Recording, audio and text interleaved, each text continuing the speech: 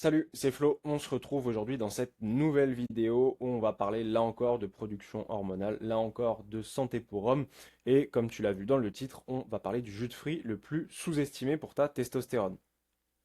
Donc il y a mieux que boire juste de l'eau. Pourquoi boire de l'eau du robinet quand tu peux tout simplement faire mieux?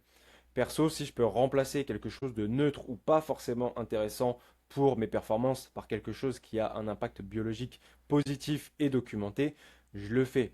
Je vois beaucoup d'hommes qui s'entraînent juste à l'eau.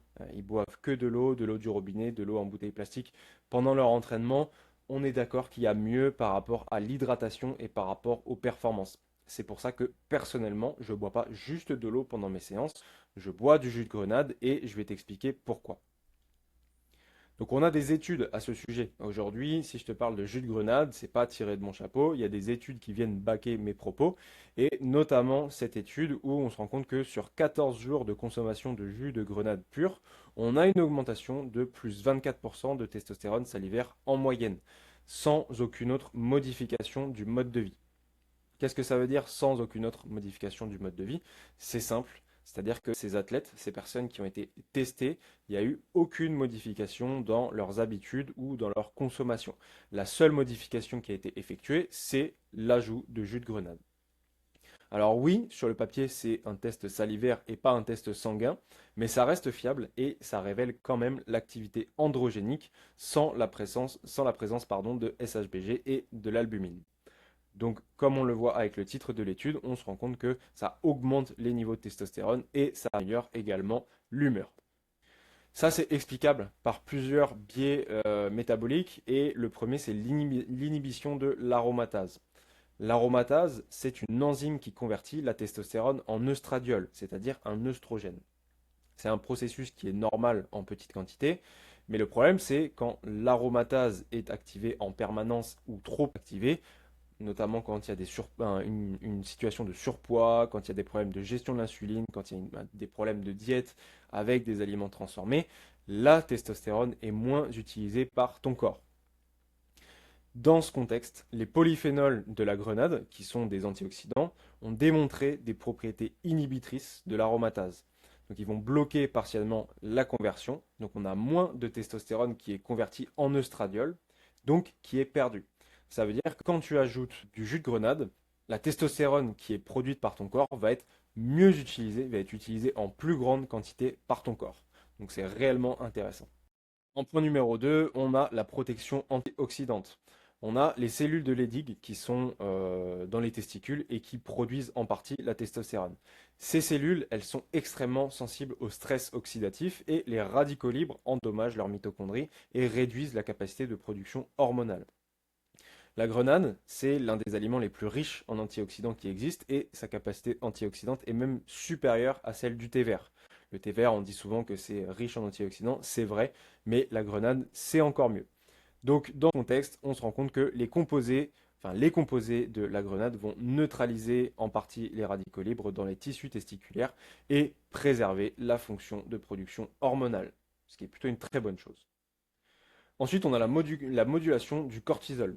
Dans l'étude qu'on a vue, en fait, cette étude, elle ne mesurait pas seulement la testostérone, elle mesurait également le cortisol. Donc le cortisol, c'est lié au stress et au stress oxydatif.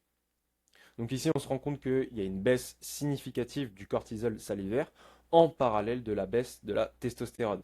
Donc quand la testostérone monte, le cortisol baisse et ainsi de suite. Ici, c'est encore lié au polyphénol et à l'activité antioxydante, puisque il module l'axe HPA, qui est le système qui régule la production de cortisol, ce qui fait que moins de cortisol présent signifie moins de compétition avec la prégnénolone, qui est le précurseur commun du cortisol et de la testostérone. À côté, j'ai mis un petit encadré avec les aliments qui augmentent la testostérone. Donc on a le jus de grenade, le gingembre, les oignons et également la gelée royale. En point numéro 4, on a l'oxyde nitrique. Donc la grenade, c'est un précurseur de l'oxyde nitrique. L'oxyde nitrique, ça dilate les vaisseaux sanguins et ça améliore la circulation sanguine. Donc pour la production hormonale, une meilleure vascularisation testiculaire signifie un meilleur apport en ALH, l'hormone lutéinisante, également en nutriments et une meilleure évacuation des déchets métaboliques. C'est pour ça que le jus de grenade est utilisé par les athlètes depuis des années, parce que ça améliore la circulation sanguine, mais il y a également un effet sur la réduction des douleurs post-effort et une meilleure récupération. Et oui, qui dit vascularisation dit aussi meilleure fonction érectile. Donc là encore, on a un bienfait sur la santé hormonale, la santé sexuelle dans ce contexte par rapport au jus de grenade. Donc pour le coup, je n'irais pas dire que le jus de grenade est une boisson miracle, c'est pas forcément le cas. Perso, l'augmentation de ma production hormonale et de testostérone n'est pas liée qu'à ça.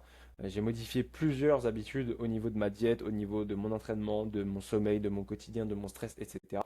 Mais on a des données qui prouvent que c'est un aliment très intéressant, avec des propriétés documentées sur plusieurs mécanismes biologiques clés qu'on a vus juste avant.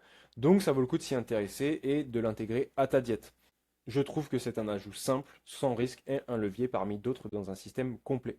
Donc si tu es en recherche d'amélioration de tes performances, si tu souhaites augmenter ta production hormonale, si tu souhaites améliorer ta santé via différentes techniques entre guillemets, évidemment, l'ajout de certains aliments ou de certains éléments comme le jus de grenade ou le jus de betterave ou d'autres éléments vont venir petit à petit améliorer ta santé. Souvent, ça se joue dans les détails. La première chose à faire, c'est évidemment de réduire, d'enlever et d'éviter certains éléments qui vont avoir tendance à impacter notre production énergétique, notre production hormonale. Et à l'inverse, pouvoir ajouter dans un second temps des produits ou des aliments comme celui-ci qui vont, une fois qu'on a un terrain qui est entre guillemets fertile, c'est-à-dire des fondamentaux qui sont là avec des bonnes bases et une santé ouais, qui est bonne, eh bien on peut commencer à aller chercher à optimiser nos chiffres et donc des produits comme cela, des aliments comme cela, ça peut être réellement intéressant. Et donc si ce sujet t'intéresse, j'ai fait un article complet à ce sujet et c'est dispo. Le jus de fruits le plus sous-estimé pour ta testostérone. Les athlètes l'utilisent depuis des années et moi aussi. Le lien est en bio, donc je t'invite à le lire. Du coup, on arrive à la fin de cette vidéo. J'espère que celle-ci t'a plu, j'espère que tu as appris quelque chose. Si c'est le cas, je t'invite à lâcher un like, un commentaire, à partager également si tu peux. Et on se retrouve très bientôt pour une nouvelle vidéo. Ciao!